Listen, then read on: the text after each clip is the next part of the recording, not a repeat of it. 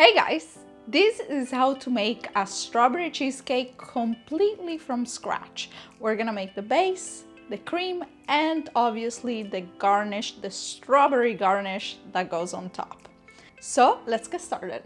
I blend some dry cookies in a mixture until they're very fine. I love this kind, they're called Novellini, but also digestive cookies work great for this recipe. Then I pour in the melted butter and I mix it well until it's nicely incorporated. I also do it a little bit with a spoon to get all the sides perfect.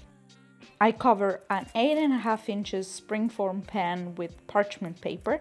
I'll link the one that I used in the descriptions below. And then I drop in the cookie mixture and I flatten it out evenly, just like this. I put it in the fridge and I prepare the filling. I mix the sifted powdered sugar and cream cheese together until they're very well combined and there are no clumps. In a separate bowl, I soak the gelatin sheets for 5 minutes in cold water. I heat up about a 1/4 cup of heavy cream in a pot. Then I take out the gelatin and I squeeze it out well, and I add it to the heavy cream and let it dissolve in the pot over low heat. Now I pour this hot mixture into a bowl and I add the cream cheese mixture to it. I also pour in the remaining amount of heavy cream and I mix everything with the electric whisks until it's nice and smooth. At this point, you can spread it on top of the cookie base and put it back in the fridge.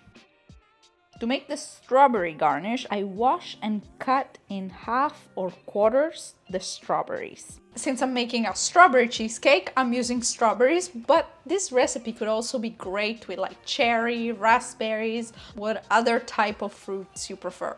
Then I cook them with some sugar, a little bit of lemon juice, and a spoonful of water for a few minutes. Meanwhile, I'm gonna soak up 2 sheets of gelatin for about 5 minutes. At this point, I add the well-squeezed gelatin and I let it dissolve. When the mixture has cooled down a little bit, then I pour it over the cheesecake and I let it rest in the fridge for at least a couple of hours. Finally, you can remove the sides of the pan and serve it up. It turned out so good.